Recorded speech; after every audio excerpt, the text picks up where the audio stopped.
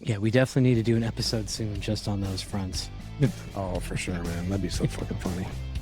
Shout out to the hermit crab guy. If anybody knows about the hermit crabs, hand-painted hermit crabs in the Mall of America that John and I were just talking about before we record, reach out and let me know if you ever had one of these. We're trying to get an idea of how many they... if you ever bought one, your parents ever bought you one. But weird. I got his kiosk. I can tell you that much. Never won. I never In 2.5 years I was there. Hand-painted hermit crab shells with a live hermit crab in them. Interesting. You can get anything at the Mall of America, I guess. What are you going to do, right? Right. All right, man. This one was my idea. Should we get started? Yeah, jump into it. Yeah, whenever you're set here, buddy. All right. Welcome, everybody, to another episode of the IShowerAfterWork podcast. Jason and I, again, from our respective job trailers, the east and west side. We're, doing another video for you guys. Jason, how you doing, my man? Excellent, buddy. Things are going pretty well this week. How about you? It's really good, actually. Dude, a shout out to the 3 other guys that I was working with Monday and Tuesday. Logan, Chris, and Ed. We had to replace 4 sections of MCC gear, right? Now, MCC is Motor Control Center. 4 sections of it. So we're talking, I want to say it was 6 feet wide-ish. It was scheduled for an all-week thing. We were done in 2 days. Less than 2 days. We had all the old out and the new in on day 1. And that's including a 4160 motor disconnect, medium voltage motor disconnect. You guys were getting after it. Well, yeah, shout out to those guys. That's a lot of work in a couple of days. Yeah, we crushed it, man. That's pretty cool. That's a lot of moving parts and a lot of wires and a lot of heavy gear. Right. Nice. Right. Yeah, I haven't had to fuck around with one of those in a while. That's a good thing. Yep. Now, fortunately for me, it was super easy compared to what it could have been, right? Usually there's a bunch of rigid pipe in them. You're disconnecting pipe, pulling wires back, stuff like that, getting things out of the way. Not this time. It was just like setting a big piece of just gear. Nice. Everything came in the bottom, open bottom, but still having to get over the wires and the feeders and da-da-da-da-da-da-da. Like, label maker just smoking. Smoke. Label maker just smoking. Whole day, 2 days. Got a backup in case the first one goes down. Right. Makes me wonder, not just for us, but I mean, labels are a big thing, electrical especially, but we keep track of a lot of stuff. It must have been a real pain when you had to handwrite them back in the day. Oh, dude, fucking running tape. Yeah, I've had a fine point pen on the ones that you just cut off what you needed. The little clear plastic went over it after you wrote on it with the 5 point. Man, that's tedious at best. Right. And you still see it sometimes. I still see low voltage guys doing it all the time. They need something to do. They got to get 8 in, buddy. True. Come on now. It doesn't take that long to screw a camera into the wall. Shout out, Pete. Sorry, all of you guys. We love you. Just going to give you a little bit of shit. You guys are always saying we don't clean up. Well, we're going to talk shit about some of the other trades sometimes too. Right. That's funny. So you had an interesting one here today, buddy. Yeah. So I want to bring this up. We haven't talked about this for a long time. I think the last time we talked about this issue was in the first 15 episodes that we did. Yeah, it was early on. Yeah. Like super early. Things have changed quite a bit in a couple of years. Yeah. So I wanted to bring up safety again. It's been coming up a lot on our job sites. We had an incident this last week with a kid. Poor guy. Jesus, the screams he let out. You would think his leg got cut off. We'll get into that here in a little bit, but safety is such a huge issue. And I think it needs a better representation from us, because you and I both are big on safety. Crucial. Yeah. And we want to, everybody that works the trades wants to go home at the end of the day the way that they started their day out. No doubt in my mind. Maybe a little tired. Right. A little worn out, but with all your pieces and parts still attached. Right. Yeah. Come home in the same general state that you left. Maybe a couple scratches, a bruise or two now and then is understandable in the industry. You're going to whack your head, elbow, whatever, right? The construction industry still accounts for 1 in 5 deaths in any workplace. Yep. Approximately 1,000 a year. Now, that's deaths now. Injuries is a much bigger number because that's every single day, all the time, right? Right. Your coworker, that sucks. Because he said he gave his ankle or his foot a big whack. Yeah, so they were working with a big piece of machinery, drilling in culverts, and you can cut a culvert and you put this culvert twister in it, and you attach it to gigantic freaking piece of equipment, and it spins the culvert into the ground, just like a big corkscrew, right? Well, it has a bar that came across. The bar came off after they were done with the culvert. The bar came off and came down and smacked him right in the side of the foot. Oh, And instantly bruised. And I'm willing to bet he broke his foot. And he was on a different crew. He wasn't my direct coworker. We just happened to be working on the same job. But dude, the kid's screams were unbelievable. You would thought that he just lost his foot. That's a drag. And they weren't dealing with little culverts. They were spinning 36-inch culverts into the ground. Like, yeah, that's big. It was on a big piece of equipment doing big work. Well, again, that's why I want to kind of bring it up again and just reiterate once in a while. We work in the most dangerous industry per capita. I found number 2. Construction is number 2. Behind. According to the National Safety Council analysis, we are number 2 behind the agricultural, forestry, fishing, and hunting. Oh, for injuries. For death rates. For death rates, really? The agricultural, forestry, fishing, and hunting experience the highest death rates per 100,000 workers. Really? And we were right behind them. Construction experience the most workplace deaths. Well, that's per capita, per 100,000. Yeah. So yeah. Well, I suppose a lot more instances of potentially working on your own or in a terrain or area where getting quick, consistent medical help might not be as easy. Yeah. Right. Agriculture has a bunch of its own safety hazards, PTO shafts, augers, grain bins, cattle. You might be out there running gear on your own and nobody finds you when it was just a, busted leg or whatever. Like, yeah, I can see that. Well, at least we're not number 1 anymore. Shout out to all those poor people. Well, we are very close number 2. No, a very close number 2. Now construction has, and you're right, 1 out of every 5 gets injured. That means you and I will have a massive injury at some point. I know I've ran a metal fish tape through my hand. I've had my finger crushed in a piece of steel. Like, I have been fortunate so far. The vast majority of my injuries were a couple of small cuts that needed stitches and throwing my back out a few times. Yeah. I haven't had any major broken bones or serious lacerations or anything. Again, knock on wood, thank God. I've seen a few. Yep. Guy running a hole saw into his hand after cutting through a box full speed. Yeah. Basically turned his palm into hamburger. Yep. I've joked before about Tom Thumb that we were not allowed to call Tom Thumb, who was using an articulating arm puller for pulling in wire. Didn't set the pin and the bar collapsed on his thumb and crushed his thumb. And it's we've said it so many times, but it behooves us to reiterate occasionally. Complacency is a big part of the problem. It is. And what I found out is safety guys don't like using the word complacency because they believe every injury is avoidable. And they're partially right? Take the time, talk about what you're doing, do job site assessments, task assessments, like just take a step back, be like, all right, let's make sure that everything's good, and I think people get afraid to do that because from what I found, the biggest problem that we have with construction injuries and incidences is right now the labor shortage is getting heavier. Yep. And the workload is getting heavier. It's the old adage that we always use, getting blood from a stone, right? Like they're always going to keep trying to get the same production level out of everybody all the time, if not more. Well, and we've got a lot of companies out there who think that we'll just skate with the amount of workforce we have for now, because in a couple years, just robots will be doing everything. And it ain't that soon. No, it ain't that soon. God, no. Right. They're trying. I've talked to people actively who know they're trying to skate by with less people until they can just get the robotic worker in there or the automated worker. That ain't happening tomorrow. Like, you need workforce, period.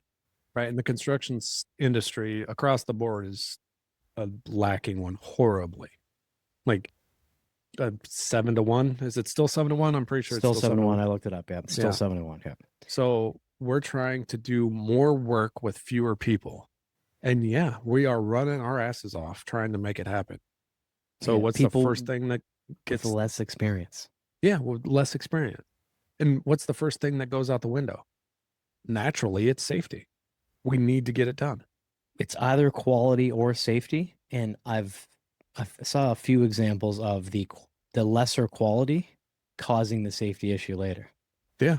A girder bends, a piece of equipment wasn't maintained properly, you didn't get the correct scaffolding out, things like that. A pin wasn't put in right. Yeah, you're cutting corners to do things fast. You have to have all these scaffolds put up today instead of, hey, put this up straight and right and level and secure the first time and then move on to the other one. No, it's like, hey, these are the 3 places you got to be today. Well, that's 3 days worth of work. Oh, I don't know what to tell you. Get it done. Right. Distraction. Like, Yep. We are under the gun and we are treated as though too many times we're treated as though if we don't get it done, we're getting fired. Right. Get this done or we'll find somebody else who can. Like that's the basis across pretty much all the construction industries. Do this in the time that we want you to do it, or we'll find somebody who can. And it's just like, yeah, you probably could. I will be the first one to admit, I say it to anybody that I talk to, I am not the fastest guy in the world. Not by even remotely close. But I try to be the guy that doesn't screw things up. Because I don't want somebody having to fix my shit. I agree with what you're saying. Yeah. From my perspective in the service, it's, I mean, it's T&M, but you don't want to milk anything. I don't want to go home from the job or leave something that I did concerned that it wasn't done properly and would be unsafe for the people using it, because I'm in places where it's, Yeah. a lot of service people who are using cooking equipment, manufacturing equipment. Like, the last thing I would want would be have a phone call saying, "Oh, hey, remember the place that you went and hooked up that motor the other day? Well, yeah, that somebody got electrocuted." Like, wait, what? Yeah. I mean, I'll take the few extra minutes to make sure something's done right. Yep. But as you're saying, it's not the way right now. Get Right. it done is the way right now. And it is leading to injuries. It's as simple as that. Yeah, it is. It's, in my case, it's a two-factor thing, and tell me if you think I'm oversimplifying here, but on one side of the coin, it's the rush that you're talking about and the speed at which they want things done. With, they say they have a concern for safety, but some companies do and some companies do not. It's as simple as that. They toe the company line and they follow everything and they have the manuals they're supposed to have and the job talks and all that, but they don't really care. Companies that do, well, they figure out a way around that.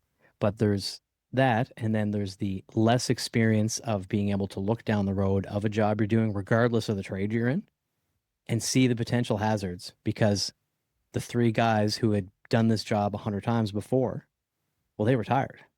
And Jimmy, who's only been in the field for 4 years, even though he's a foreman now, he didn't know to look out for that. Yeah. The lesser amount of people that we have to do the work is an issue, but the experience, especially when it comes to potential safety hazards and things like that, that's a huge loss of experience. Not just how to do the job, how to do it safely. You Yeah. only learn that, unfortunately, by seeing that happen a couple of times. Something bad, something almost going sideways or going sideways on you. Right. You know what I'm saying? Right. Just like Mr. Thumb. I guarantee you he's checking pins every time now. Yeah, that never happened to him before. Shout out if Tom ever listens. I'm not sure Yep. what happened to him. I was an apprentice then. We both got transferred somewhere else. But that's the honest to God truth. We don't learn. Typically humans don't learn unless something goes bad, right? If we can attach a negative situation to it, then we figure it out. Then we learn. Because if it all goes great, we're just going to keep doing it, not knowing that it's massively unsafe, and until somebody from a third point of view looks at us and be like, "What the fuck are you doing?" Here's the deal, right? Ask yourself this. Just a thought experiment for everybody. Imagine how many people got struck by lightning by holding metal stuff up in the air before they realized it was conductive, One. before they even understood that concept. One. You Fucking think? one. I bet you that number is way higher than that. They just thought that was bad luck the first 50 times. Like, can you believe it? Somebody else got struck by lightning, just the wrong place at the wrong time. No, man. That guy was holding a metal pole in the air, but we know that now. Right. Back in the day, they're like, oh no, the tree's taller. It'll hit the tallest thing first. I heard old people say that. Yeah. Yeah, don't go towards the tall tree. So, but I can get hit out in the middle of the field literally just as easy. It's all about the chain of ions, right? Right. And they say the best place to be in a thunderstorm or a lightning storm is out in open prairie, tucked down in the fetal position. Right. Make Yeah. yourself the smallest footprint around. If And also get inside. Like, yeah, there's even also that. that's not even safe. I've seen my houses hit with lightning, right? I But saw, I didn't see, I was 50, not even 50 yards from a baseball backstop one time in Cape Breton back home. And there was a terrible rainstorm. Me and the guy I was working with were just sitting inside the shop waiting the day out because nobody was coming. sure. Uh, Lightning hit one of the big posts on the back part of the backstop, and it knocked us back into the building. Like, Yeah. I mean, obviously part of that was we fell over trying to get away from what happened. It was Right. deafening. Yeah. Like I couldn't imagine being even 10 feet away, 15 feet away. Like, The craziest lightning story I've got is we were out camping, in the old family, and my buddy was there, and old brother-in-law was there, and his wife, and we were all sitting on the dock just hanging out. It was an evening. We were just hanging out. We had a couple of beers, just shooting the shit, feet in the water, and we saw a storm coming, and we were on the river. And I'm like, wow, that's pretty cool. And you can see a lot of lightning up in top of the storm cloud, right? Every now and then one would pop down. You could see it from a ways away. And like I looked over at the girls and their hair was just staticked out. And I'm like, we got to go now. And the guys looked over and they're like, oh shit. at least you noticed, man. Yeah, it hit the river, energized the river from a miles away, energized the river. I don't remember the exact voltage, but it's a big number. Yeah. And a Yeah. lightning strike. Like, yeah, for sure. But I think Yeah, I that's, saw the closest I ever was, I saw a truck get hit on the highway. Uh, 18, 20 car lengths ahead of me. Tractor trailer got hit. yeah. That's the worst I ever saw. Melted the tires. Man, you want to Yep. see something come to a dead stop? Melt the tires in a tractor trailer instantaneously going to like 65 down the highway. Yeah. Came to a grinding halt. I've had lightning hit the ditch next to me driving down the road in the middle of the night. And I had to like I just stopped in the middle of the road. I didn't even know I was in the middle of the road. I couldn't see nothing. Oh, And I it's was like it's like a like, flashbang that close, right? For sure. right. Loud, fucking God loud. Yeah. All right, tangent there, folks. Yep, Happens sorry. sometimes. But yeah, I think we got to worry about when it comes to safety. What's the thing in your mind? What's the thing that stops people from either reporting safety issues or taking care of shit before the incidents happen? Like what's the biggest thing in your mind that stops people from doing that? They think they're going to get fired. You think so? It's not the only one, but it's way, way up there. Okay. I didn't know if it was that or if it was negligence. Well, that's the thing. It's both things at the same time. So they're worried they're going to get fired because they got injured. The company's going to wait for them to get better from their little injury and then lay them off because they think they're a liability, or they were actually negligent in what happened and they get fired for that. Right. Well, true. Okay. Yeah. I'll agree with you on that one. I mean, you can look at it both ways. And in some cases, the person might feel both of those things. I don't really feel like this is my fault, but they're going to try to turn it on me. So I'll just tough it out and maybe I'll call in sick tomorrow because my arm is fucked up and hopefully it'll be better in a couple days. Right. I know lots of guys that have got injured on the job and never claimed it. Have you done it? Nope. I have. Yeah, I haven't. I twist my shoulder, twist my ankle, or twist my, Oh, yeah, something it's simple. something I that's know a you're. lot, and it's just like, Yeah. nah, I ain't saying shit. Okay, yeah, yeah. Let me be clear. Okay, some sprains and strains, sure. Yeah. But not ones that were like incident specific. Sure. You know what I mean? Turned a funny way in a ladder. I know you're supposed to report all these like little tiny things, right? Yeah, certainly there's been some of those where I'm like, yeah, my ankle's going to suck for a couple days. Oh yeah, I'm going to feel that in my shoulder for the weekend. Yeah. Sure. But no, I mean like an injury, anything that requires medical attention. No. You got to call in those. I've been fortunate that I haven't really had any. I try to be relatively conscious, especially with. Right. I try to be conscious with electricity, obviously, because we're electricians. But above and beyond that, just regular construction. If it's sharp, hot, or moving, I pay real close attention to it all the time. Well, and you have to, right? Like any of those three things, that could be somebody just running a hammer drill into the floor beside me trying to mount something 10 feet away. I'm still going to be a little conscious of that guy with a power tool. Right. You never know. I want to say this when it comes to tools. You bring up a good point, right? Because tools can cause a lot of our injuries come from operating tools, right? Hole saws in hands, power bands, from our mini portabands, Air guns. air guns, nail guns, freaking, I mean, you name it. You name it. It's tool, a screwdriver. Working on something, run that flathead screwdriver right into your palm, right? I've done it. I know For pretty much sure. anybody that's Every dude or lady out there works the trades. You've smashed yourself in the soft spot of your palm with a flathead slipping off a screw for Mhm. sure. Or pinched yourself with a pair of pliers when you're trying to work on something. We are going to get hurt by tools, right? I have one of those on my thumb right now from my pliers. Right now. Right. Right there, folks. Yeah. Those hurt. Right.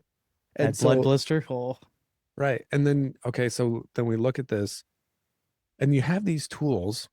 And I say this because we just went through this with our safety guy. We had a 2 hour annual safety training. Sorry. 2 whole I, hours, eh? Wow. I respect the guy for doing his job. He does a good work. Our safety director is top notch. He is doing a really good job. I'll give him that. But I'm just like everybody else when it comes to that stuff. It's just like you're saying all the things we know, man. I understand you're doing your job, but whatever. We've got tools that are two-handed tools, right? Portabands, whole hogs, the Milwaukee whole hog, 90-degree whole hogs. Yeah. He says to us, if it has a spot for two hands, you have to have two hands on it. Okay, I'm saying this to all of the manufacturers of every fucking tool in the construction trade. Make them one-handed because we're not using them two-handed. Not one of them. I've never operated my portaband with two hands ever because I'm holding the material. Right. Very And I'm rare. Yeah, there was a recent job that my company was doing, and when I was in at the shop, our tool guy happened to show me. He's like, "Hey, look at these porta bands." It's like, "Make the porta band work." I picked it up, pulled the trigger, nothing. He's like, that "Yeah, front safety trigger. front safety trigger because the job site required it." When they do, any professional company is going to comply. Yeah, right? you have to have the front trigger squeeze first, and then you can pull the actual trigger. Yeah. Totally get it. But Yep. also, how do you hold the material? Right. We're supposed to vise it and then let the material drop. Really? Where's the You're gonna, vice? right? Like, That's what if the that problem. what if that bounces? If it's round, Right. what if that bounces and somebody slips on that? All right, I'm gonna put a vise. So our triple, our triple vise, tri vices, right? Yep. They're what, 36 inches to the top. I'm gonna have a piece of 4-inch pipe in that tri vise that I'm gonna cut off, and I'm gonna cut a 5-foot chunk of pipe off of 4-inch. That's gonna hit the ground. I'm either gonna damage the concrete that it hits, or it's gonna bend the pipe. Right. Is So that what now I'm supposed to do? And now am I supposed to put a mattress underneath the fucking thing? is every cut a 2-person job now? Yeah, pretty much. It doesn't make sense. That's what I'm trying to get at, is some of the things that we have to do doesn't make sense in order to match safety standards, right? Correct. I understand where they're coming from. Don't get me wrong. I understand. You use the tool in the intended way that it's made to be used. That's not the actual realistic application of the tool. I'm sorry for bursting your bubble, and you can argue with me up and down that it needs to be a 2-man cut. Fuck you. I'm cutting the goddamn pipe because I'm a freaking human being and I know what the hell I'm doing. Well, and also they have to be reasonable. They have to know that the second they leave the job site, even if they were to go to a foreman or a job soup and say, every cut's a 2-person cut if something's going to fall that's heavy. Yeah. Okay. What's heavy? The moment What they do you leave. classify it heavy? Yeah. The moment they leave, they're just going to, oh, you guys steel toes on. Yeah, but that's the toe. What if that 4-inch pipe bounces into somebody's ankle? Mine, for example. Right. Like, right. Or damages the material. Sometimes, Absolutely. and safety people hate this because I've said it to more than one of them. I will say shout out to our current safety person in my company. She's really great too. Sometimes the safety procedure creates an unsafe situation. And what do you do then? Right. What happens when you're pigeonholed? Yeah. So then you stop work. The deal is you're supposed to stop work and figure out a better way to do it. Right. Right. It's that's the old intent. adage. Yeah, it's the old adage we complain about all the time. 3 points of contact and a ladder. Yeah, bullshit. All right, so here, just bear with me. All right, this is a very simple scenario. I have enough tools that I got to put them in a bucket. I go up the ladder onto some sort of, maybe on top of a cooler, something, right? 10 feet in the air. I go up with 3 points of contact in the rope that was tied to me because I couldn't hold it in my hand because that adjusted my 3 points of contact. I throw that up onto there. I climb up. Now I either have to lean over the edge, unsafe, to Mhm. lift that bucket up, or don't look, stay back where it's safe and pull it up and probably likely tip the bucket over or drop something on somebody else who might not. Sometimes safety creates unsafe situations. And when you find the pigeonhole like that, they get mad at you. I'm like, don't get mad. Right. Figure it out. Figure it Yep. the fuck out. You tell me I need to do this, and I'm telling you here's the problems possible down the road. You create solutions with me. Right. But when they can't, when they just tell you, well, no, the rules are the rules. Okay. Yep. So then, another good one, right, is there's a lot of times we have to work on racking, right? Mhm. That's not at the ceiling height, right? It's not at the rafter height. It's, 8 feet down from the roof trusses. We've got our, pipe racking that's going across. A lot of times we'll put up sticks and we have to trim them, or we have to add one, or we have to take it apart. We got to just, let's say we have to go up there with our mini porta banding, cut a leg off. Something's wrong. Well, now we're climbing a ladder. We got both of our hands, because there's supposed to be 2 hands on the porta band. There's no place to tie off to, right? Am I supposed to climb all the way up past it, tie off, which I can't get past it with a ladder, but I have to ladder and I don't have a lift. It's those type of scenarios. Then what do you want me to do? You want me to put my hands up in the air and be like, I can't do this job because I don't have all the right safety gear. Okay, now it's going to take 6 hours for a freaking jail or a scissor lift to come over to be delivered onto the job site. What are you Right. willing to do? What costs are you willing to create in order to make something safe? Some people say it doesn't matter the cost as long as it's safe. I And- beg to differ. And this is the part where you can really look at I'm worried I'm going to maybe not get fired, but like if you're a foreman on a job and all of a sudden you got to get a JLG for every simple little thing, or pay the rental to have it on the job site the whole time, when somebody could have done that off an 8-foot ladder, no problem. Right. Well, they're not going to let you waste that money very often before people don't want to have you running jobs because you cost too much money. You have to consider that. Yep. The companies will say it's not true. It's true sometimes. It's There's not a a hard bean and fast counter rule, everywhere. but it's true. Like your example, I wanted to say this before I forget. Your example that you just gave about the trim and pipe above your head, that's by the letter of the law now a 3-person job. Right. You can hold one side of the porta band, somebody else holds the other, and a third person is there to catch that piece of material. Right. And probably a spotter on the ground to make sure nobody walks anywhere near it in case you miss that and it tumbles to the ground. That little piece, like that's easily a 4-person job now. That's just to go up and cut something off quick. Like, right. They also have to take our safety in our own hand. They have to know that we take our safety in our own hands a little bit through Right. experience of knowing how to balance yourself on a ladder, make sure you're centered. Like, don't ever lean out over the side. I'd never do that. Oh, never. In a crazy, weird, awkward position, trying to cut off something heavy with like people walking underneath me. Like, no, I'm never. Yeah, ever with done one leg sticking out, doing counterbalance moves while the other one's kind of locked into the run. I've never done that. It's crazy talk, folks. We never do anything crazy. One And hand we don't- grabbing a hold of something, the other one doing the other thing. Right. And I mean, Right, a lot of right. ours, people laugh because, oh, yeah, fucking electricians. Okay, yes. I'm not swinging steel. I'm not running big, heavy equipment. I agree. Other trades have very serious safety issues as well. Our Absolutely. day-to-day is the electrical part of it. Right. Yes, construction is dangerous for us, but it's not dangerous like it is for an iron worker. Yep. Even concrete guys and brick guys, like, right? Something Yep. heavy could fall at any moment there. That's probably not going to happen with us. But if you It want to depends on trade, what we're working on. right, it depends on what we're working on. Yeah. If you want to trade all that for the potential risk of barbecuing yourself, be my guest. Yeah. I can sling concrete with the best of them, I'm sure. I can Yep, figure it out. Yep, I can push a freaking concrete placer. I can run a Yes. screed board. Yeah, no problem. Absolutely. Yeah, you can probably teach me how to use that little piece of fan equipment. I don't even know what you call it. Like, Yeah. no problem. The power screed. Yeah, right. Although I will say, side note, every supercut I see of those things getting out of somebody's hand and just spinning wildly, every one is funner than the last. Oh yeah, it absolutely is. Man, that's a big housefly just went by me. Ooh. But that's the deal too. Like, it depends on what we're working on, right? I'm gonna stick up for us electricians a little bit, and Jason, you're 100% right. But at the same time, take the stuff that I'm doing. If I fuck something up in one of these yards, I'm a dust. I'm just red dust. It's Oh, yeah. 345,000 volts. Yeah. Right. The only bonus is you'll never know. I will never feel it. You won't feel it. That's the only bonus to that, right? I was saying this to my nephew recently.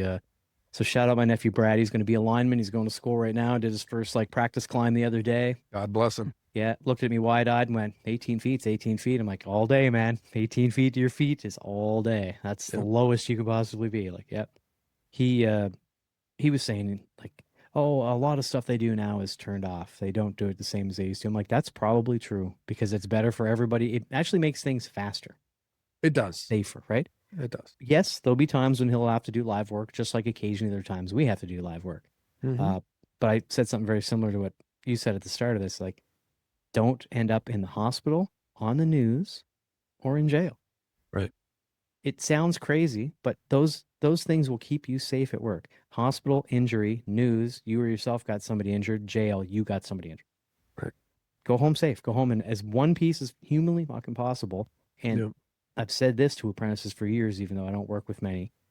Oh, well, what happens if they get, mad because you won't do something when it's turned on? Then go work somewhere else. Right. If someone's so shitty that they want you to do something without the experience that you feel comfortable to do it, don't fucking do it. It's Yep. real easy. I don't want to get laid off. Get laid off. Yep. It happens, right? Go find another job. Yep. Union, non-union. Don't let them push you into doing something unsafe. They don't give a fuck. They'll send flowers to your missus and maybe have to cut a small insurance check, and then they'll go get somebody to fill your boots. Yep. As the world Yeah. keeps Every spinning. every company will replace you before you're even cold and ground. Like Yeah, it's the honest to God truth. And that's the thing too, is we live in a world and we work in a world and we work in an industry that it's harder and harder to take the time to do things right. We are under the gun. Our schedules are retarded.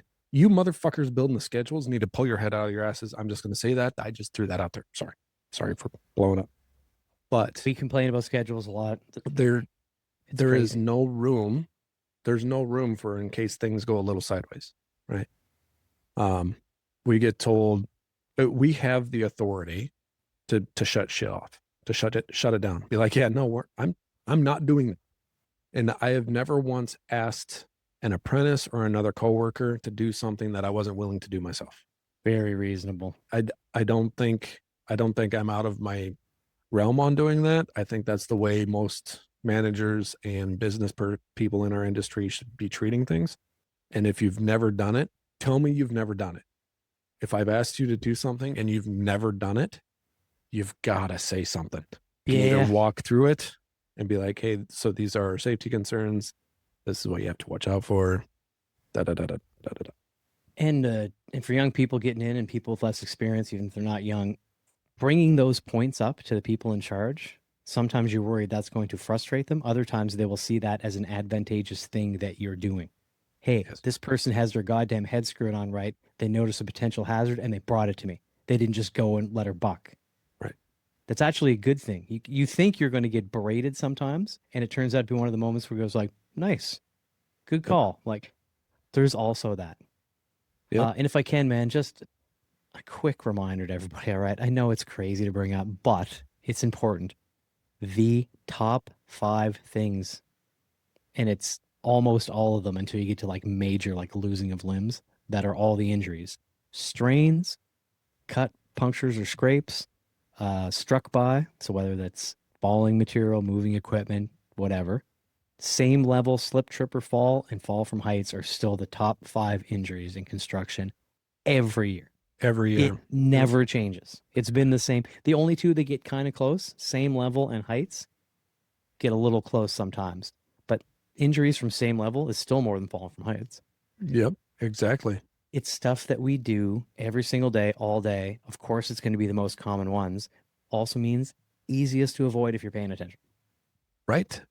Right. So, worst case scenario, buddy, something happens at work. Well, we're electricians. You get a cut on your hand from the porta band. Yep. You're going to need stitches. Yep. Done it. Yeah. I almost cut off my finger. Right. Yep. Are you, even now with your experience, are you concerned that it's going to be an issue when you go in and bring it up and say, hey, I got to go to the hospital? Like, No. no. No. We should point out too, John and I also both work for pretty reputable companies. It's not some Yeah. fly by night, Johnny, I come lately outfit. Like, yeah, we work for big companies. Yeah. And I think that has a lot to do with it. I have worked for those companies. I've worked for those outfits where it's just like, oh shit. Maybe I just wrap this up and take care of it Get after back at work. Like, Well, you were telling me about times that you were hooking the lines back up to the house live, Yeah. unfused from the pole. Like, Yeah. Did it all the time. dangerous, dangerous. Yeah. Unhooking it. Trying to pull you off the roof the whole time. Yeah. Unhooking it. I've never hooked it. The power company had to hook it back up. I unhooked it live. Oh, Got it unhooked free. it. Still, But then Yeah. I'd strip it out. I'd strip it out and put my temporary power on it. Big blue wire nut. with the big blue wire nut. Yeah. Yeah, absolutely. By the way, folks, there's about 10 way more safe ways for John to do that. That's not a wire nut. Absolutely. Yeah, for the electricians out there, I know how fucking really ridiculous that is. Yeah, there's like about 10 safer, not really that much more expensive ways to do that. Yeah. Polaris lugs. But again, here, player slugs. But this is the sort of thing that we just want to remind everybody, like, you need to be conscious, but you can't be worried if something happens that it's a job costing issue. Right. Right. Like the biggest one that I kind of gets me, moving equipment. Those guys don't have the greatest line of sight all the time. And yes, Absolutely. people say with a plan things are preventable. Well, if you move out of the way of a piece of equipment, it only takes 1 second not paying attention for that guy to swing a bucket and hit you, or back up and bump into you, hit you with a pallet jack. Yep. You know what I mean? Have you Like, seen any heavy equipment accidents? the worst heavy equipment accident I've seen wasn't even that bad. A guy was using an actual dozer, not a mini X, Mhm. and hit a building trying to turn a corner tight, and on the inside of the building, loose material fell and hit a couple people. Gotcha. I consider it a heavy equipment mistake, but they didn't get struck by the equipment. It was something the equipment hit that caused the injury. Okay. Yeah. Fair enough. And it was bricks that they had on scaffolding. They were trying to do some decorative wall on the inside, and people underneath it got hit with falling bricks because the guy went through the wall with that damn thing. Right. In my experience, most operators are very trustworthy. You can kind of To a tell in point. the first few minutes, like, okay, this guy's wild, steer clear, or if this person knows what they're doing, they seem pretty controlled, okay. Yep. But I think it's it's something that I'm never really super interested to do. Like, I'll run smaller equipment, I'll run a wall and whatnot. I'm fine with that, right? But I mean, I never ran any big equipment. I think the safety of that and the people who run cranes, I think you're just overly cautious and you know how to do things properly, and it saves a bit of it. Have you seen anything yourself with big equipment? I've seen a guy get ran over with a JLG. Ooh. Rolled up onto his foot while he was knelt over working on the ground. Some guy ran up on his foot, crushed his ankle and foot instantly. Gross. Seen that. I have seen guys almost get hit because, look, if you're on a site and they're doing site work and they're running dozers and heavy equipment and stuff like that, you do not run out across when those guys are backing up. You don't run out across behind them. You just fucking don't. I seen a guy, he went to do that. You know, the dozer was, he was leveling off the parking lot site, right? And he was backing up, and those guys are going forward. They're paying attention to all the gauges and the equipment inside the cab, because they're trying to get their levels and their grades. You know, they're paying attention to that. This guy's backing up this dozer. This guy takes off running, and it's muddy, and he slips and he takes a header right behind the fucking dozer, and he got up and out just in time. Ooh, before he just about got completely clobbered. Yeah, so you it gotta would have watch killed that. him dead.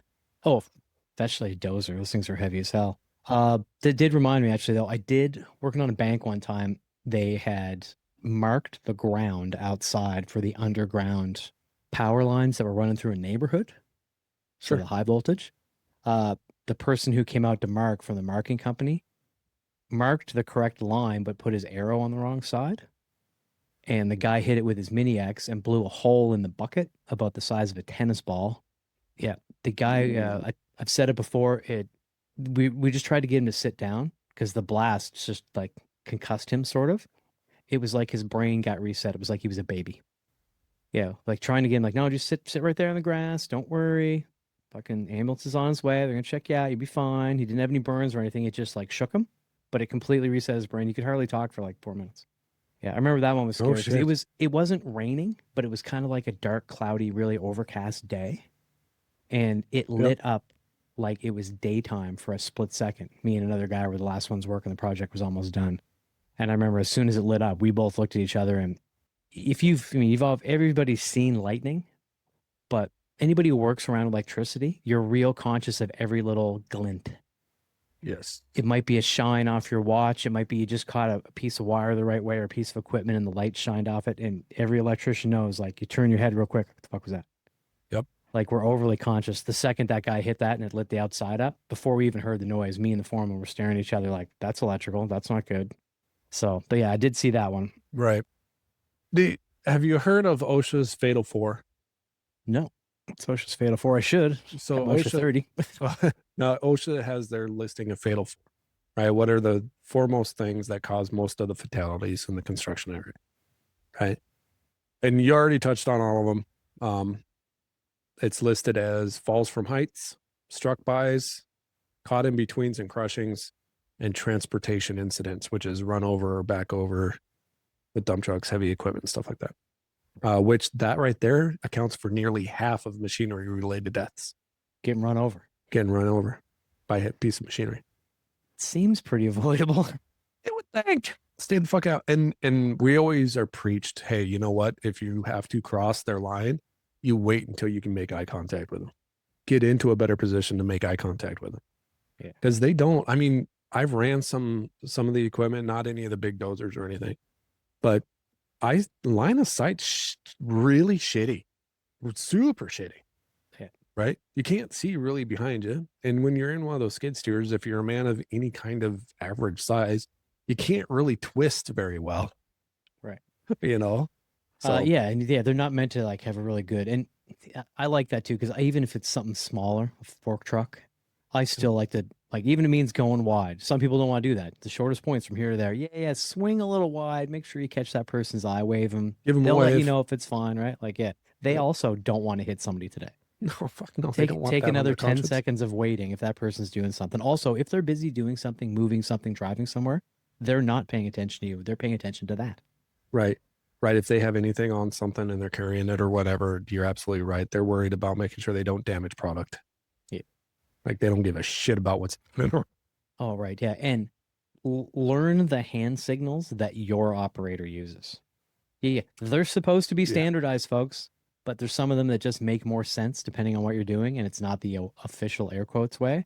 Right. Learn the hand signals that your operator is using and use those. Yeah. I always make it a point when I see a guy, I give him a wave and then I point to where I got to go and then I give him a thumbs up and then I don't move until he gives me a thumbs up. It's easy. Like, yeah. Plain and simple. Unless you happen to fall, you trip and fall and bang your head when you were walking behind somebody, right? Okay, sure. Those things certainly can happen. But I think a lot of the ones that you're talking about here is somebody who was walking behind something and was too close or stopped or took too long or got distracted. And the person was backing up. And again, they don't have, I don't think they have backup cameras on all of them. I'm sure some do. A lot of them do now. Yeah, this day and age, I would think A lot that of would them be do. a very common sense addition. I can tell you, I've run a lot of lulls in equipment. I've never been in one that had that. I haven't seen a camera even in the new lulls. Seen them in the new skiddies. My skiddy has one. New skitties, yeah. Again, a lull's a little different because you do have an okay line of sight up there.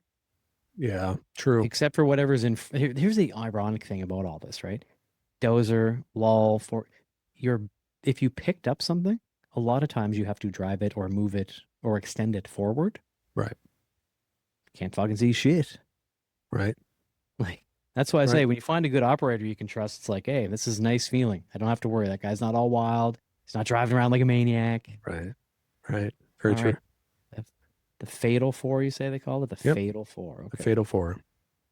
Well, and that's the deal too. So we want to preach safety. And I'd really like if somebody could share this with a safety guy, or if you know of an OSHA personnel, I might be able to keep it together long enough to have a conversation with an OSHA person. Maybe. If we went into it with a fun attitude, yes. I would really like to talk to somebody and actually have a realistic conversation, because like what we were saying earlier about the 3 points of contact shit and the two hands on the, I can't say those things even though I want to when I'm having a safety meeting with 5 other guys from the company and our safety director. I find it to be very rude if I were to say that. It's argumentative for the sake of being argumentative. Right. And that's kind of what I want to do. Be like, all right, realistically, let's talk about this shit. Because these are the things that happen that nobody ever talks about. And I'd love to actually sit down and have a real world example filled conversation with either a safety guy, because I know our safety guy won't do it. I'm not even going to ask him, or an OSHA person that doesn't just learn from reading a tablet. Right. Just reads the rules. These are the laws. They must be followed. But you don't Right. know. You've never been there. Right. You don't run equipment and Your last power. job was at a gas station, bro. Right. Yeah. That fuck all the way off. You've never put a piece of plumbing in. You've never soldered anything. Like you have no idea at all Right. about any of this stuff. Yeah. Like, Your loafers are the closest thing that you've had to work boots. right. Exactly. Yeah. Yeah. We joke all the time. We know when you show up, kick that hard hat around and get that vest dirty. Wear that For in the weekend, mowing the lawn. please. Yeah, please Yes. get that thing dirty. Like, Run it over. yeah, and I mean, there's a few other considerations here too. I know it's almost every conversation kind of tends to lean this way eventually now with a lot of things, but we've had automation within construction for a long time, but the AI and the automation along with the human workforce interaction, that's Right. going to cause some injuries too. That's one that I really get people like to pay attention to. Like if there's anything on your site that runs automated or makes decisions without a person being involved, opening a gate, changing a flow state on something, find Yeah. out how it's controlled. Yep. It Yep. might Find not, out shutdown procedures if you need to. yeah, that they don't have a lot of this stuff perfect the first time. Yep. Make sure things are shut down properly. Make sure you can control it manually if you have to. The big one now, I mean, the the robotic AI pallet jacks for moving stuff around that just Just go work. underneath the new ones, lift it up, move it to work. I mean, fortunately, most places seem to have a pretty good fence around all that. But like anything, when it gets more popular and more common and more used to, air quotes, it will be less of a safety concern in people's minds because it's always been there. It's been there for 2 years now or 3 years. And then all of a sudden, one of those things runs into you. And I can tell you, just if you use the auto pallet jack, for example, the goddamn things weigh about 300 pounds. Right. They're right at ankle level. Yep. They'll Like shatter one of an those ankle. cracks into you. I watched the move at one of the big distribution places here. They're zipping around. Oh, yeah. Now, this place did have a fancy fence, can't get through. If you open the door without, doing certain things, it shuts everything down immediately and causes a big hassle. Perfect. That's what you got to do to keep somebody from getting hurt, right? Right. Right.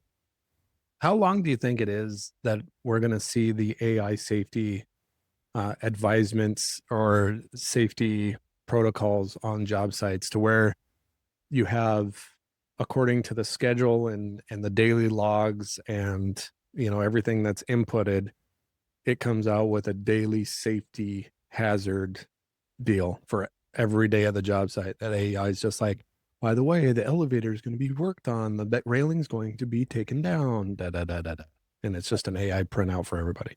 The workflow one we're going to see in the next couple of years tops. Yep. What you're talking about there. I've been asking myself, how do they handle the efficiency / safety part of it if they want to visually see it and not just go by numbers? So the plumbers say they're going to be done with this today. So you plug that into the AI and okay, it'll roll with the punches if they didn't quite get done because somebody else had to come in behind them. It'll get good at the workflow thing where a real person with experience right now physically sees it and can walk around and go, okay, they're a little behind. That's going to take a couple years. The safety thing, it's how do they track the people on the job site? Does every job site now need 10 cameras per fucking 100 square yards? Do small mini drones fly around and videotape every single thing? And then the AI analyzes and goes, well, John always takes this kind of dangerous route. So send a message to him on his tablet or whatever to say, hey, from now on, nobody goes this way, you go that way. Or this person drives erratically, or 5 years? Yeah. I mean, I know Yeah. it sounds crazy science fiction, like the Minority Report with the drones flying around watching everybody all the time or whatever. Seems like that's where we're going.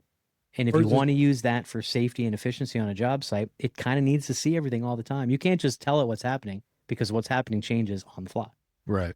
Do I have my own drone that when I show up and put my hard hat on, you said you've got the ones with the little RFID chip in them now with all your medical and everything, right? Yep. I love that, by the way. Yep. Come Which over and is really cool. Yeah, scan my hard hat and you know everything like health-wise If about I me. go and- down, if I go down, you can just scan my hard hat and you know everything that's wrong with me. Medic Like, alert bracelet on your head any given time. I like that. Yeah. How long is it before the moment I pick up my hard hat and put it on my head that my personal drone that's assigned to me goes zzz, and he's hovering Just 4 feet above my shoulder all day, watching what I'm doing. And if Yeah. I do something unsafe, like go up a ladder and try to two-hand a tool or one-handed tool, supposed then Beep, beep, beep, beep, beep. the safety Yeah. violation, Jason, safety violation gets instantly reported to the. That's prints out coming. a $200 fine right then and there. It's the right. It's coming. It's Demolition absolutely Man coming. style. Yeah, like that's in my head. That's what I picture happening. Mini drone follows everyone around all the time, watching what you're doing. I don't think it'll be mini drone. I think I'm gonna like that's the extreme.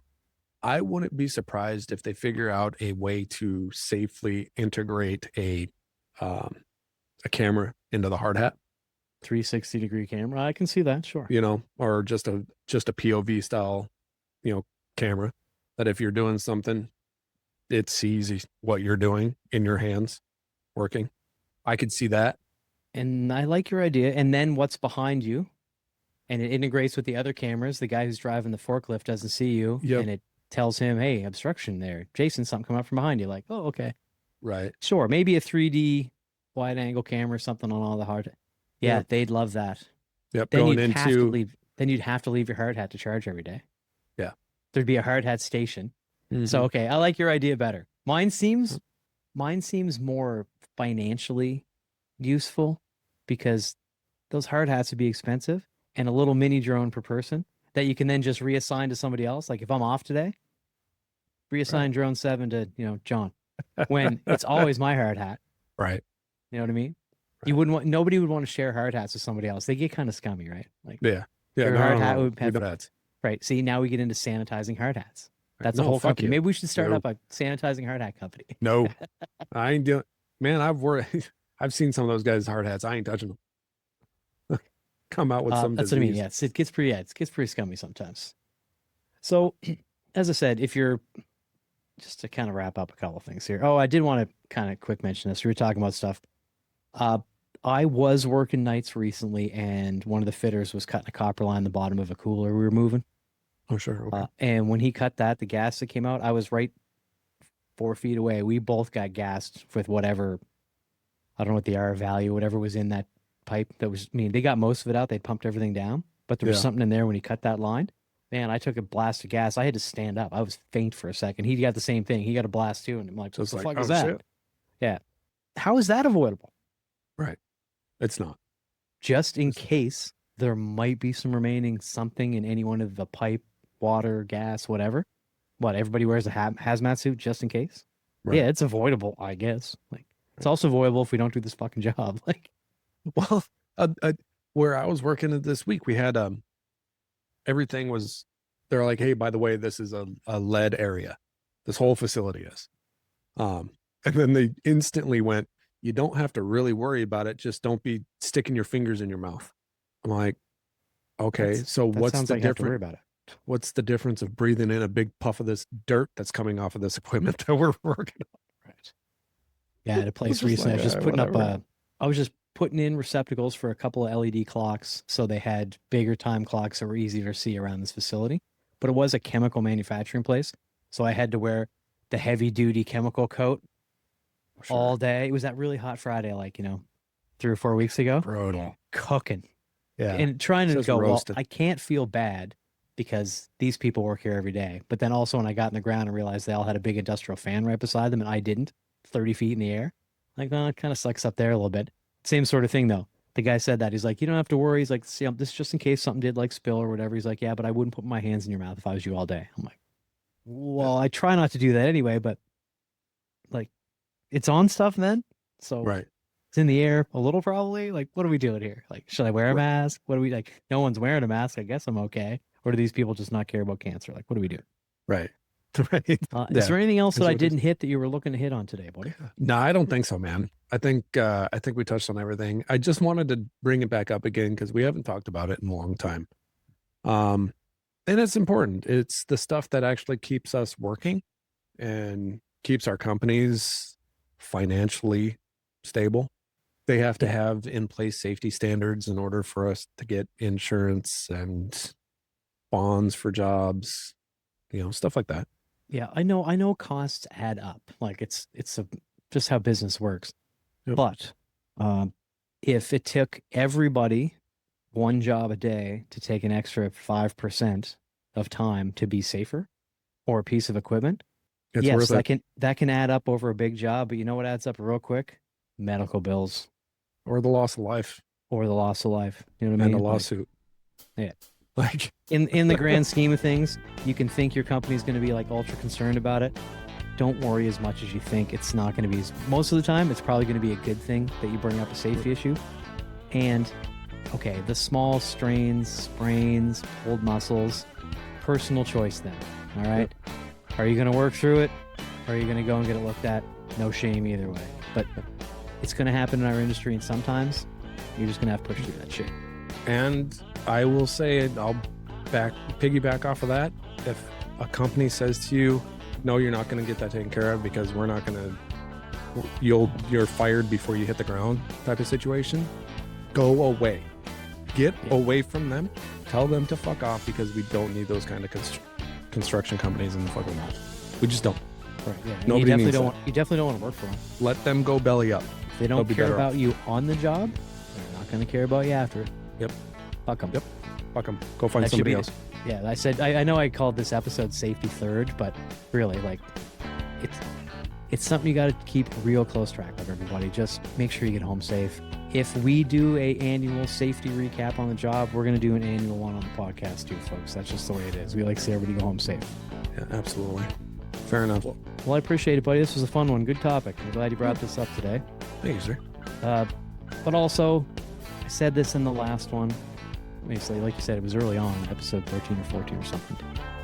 Also, fuck OSHA a little bit on some of the more specific rules. Yeah. They're getting bad. Yeah, show me how to cut something above my head that's already installed. Right. You show me how to do it safe. Right. Like a backpack with my portaband, and I got to take my hand off to get the backpack. There's no way around it. Like, you picked the perfect example. There's really no way to do that and maintain. Exactly. Also, I'm not a moron. I know how to climb a ladder. Yep. So, pretty much. All right. Well, thanks everybody again for listening this week. We're going to skip the socials because you know where to find us. Everything is at IShowerAfterWork.com. Absolutely, man. John, be safe out there. Everybody listening, please be safe out there. And remember, as always, that your work keeps the world working. God bless. All right. Cheers. Sláinte.